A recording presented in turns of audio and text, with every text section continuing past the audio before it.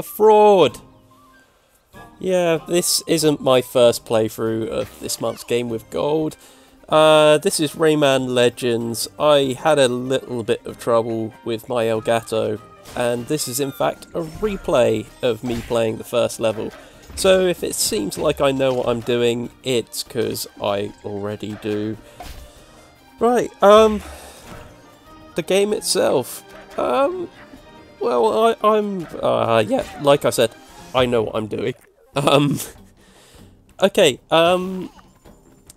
yeah, I'm really not a big fan of platforming games in general. There are a few I like, but Rayman isn't one of them.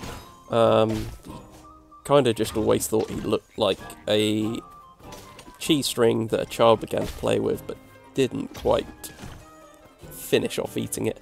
Okay, they've actually made him look a little more realistic now. They've given him hair. Like I said before, it just looked like a split cheese string on top. Okay, yeah, there's bonus areas in here. So, like I said, I'm not really into Rayman at all. So I'm going to look at this objectively and say that, well, for a start, it's very well presented. It looks very, very nice. It almost looks indie game-ish. As in, it really looks as if they've gone for a far more stylized approach to this, rather than just going for something that's perhaps, what's the best way to say it?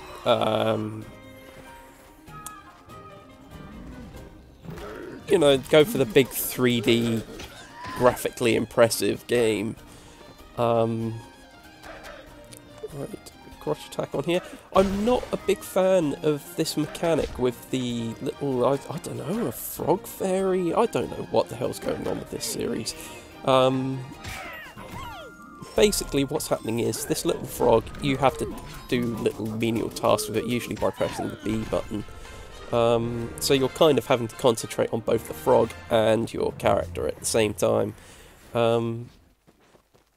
It would be... I don't know, I'd like to say it's a good mechanic, but in fact all you're doing is just pressing a B button every now and again. I think there is, if I remember right, there is something else you can do later on that doesn't involve just pressing that button, but again, it's another rather simple task, although these games really are aimed at little kids, I would say. So you can never make these things too complex, I don't think. Alright. See ya. Just kills himself. Oh, I really thought that would kill me just then. I'm guessing you have to jump across the ropes usually, but it seems that works out okay. Right, how the hell do you save this little guy? Right, I won't cut that. I didn't save this guy last time. Oh, no, that ain't gonna work. Ah, you can just about get him from there. Excellent. Okay, so yeah, you're pressing B to move the platforms up and down. It's not like you have to hold B and press the direction at the same time, you just have to press B in order to get him to interact with the object. I really don't know what these things are in the ground. Okay, that wasn't a turnip, but there are turnips. And here's a case of this time you have to hold the bumpers. I died here last time as well. Okay, got him this time.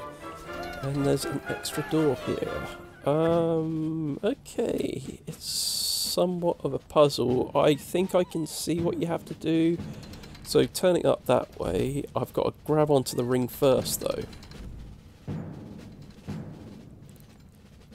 Okay, turn it. Then obviously he can just drop flat down. As long as I turn it clockwise, not that way. Or I could just do that. Okay, just turn it back around. There we go. Yeah, as for the platforming elements of the game, it's solid enough. There's not really any control problems with it or anything like that. It plays as you'd want it to play. Okay. Another turnip.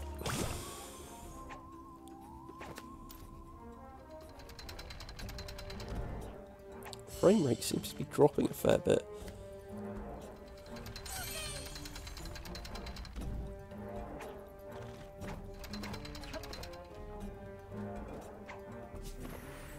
Okay, I believe I'm in the last area now. I did have a little bit of trouble with this last time. Okay, I probably should have cut that before I dropped down. That's, yeah, there we go. Right, let's go left. I don't think I went this way last time.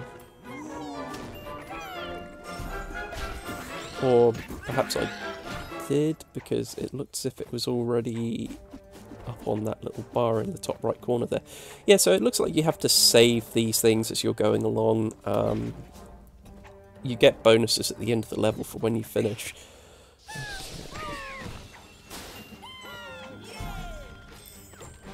Right, and this is probably the most complex jumping puzzle that you'll see within this little demonstration. You've got to try and avoid the ghosts while moving these platforms about and timing your jumps just right. Actually, on my first playthrough, there was a bit where it said you could use the X button to fight off the ghosts, but the problem is, at the point where it told you to do that, if you did that, you weren't able to make the jump across. Okay, let's tickle this guy again. There we go, there's an opening, and that is the level done. Okay, so let's see how we did.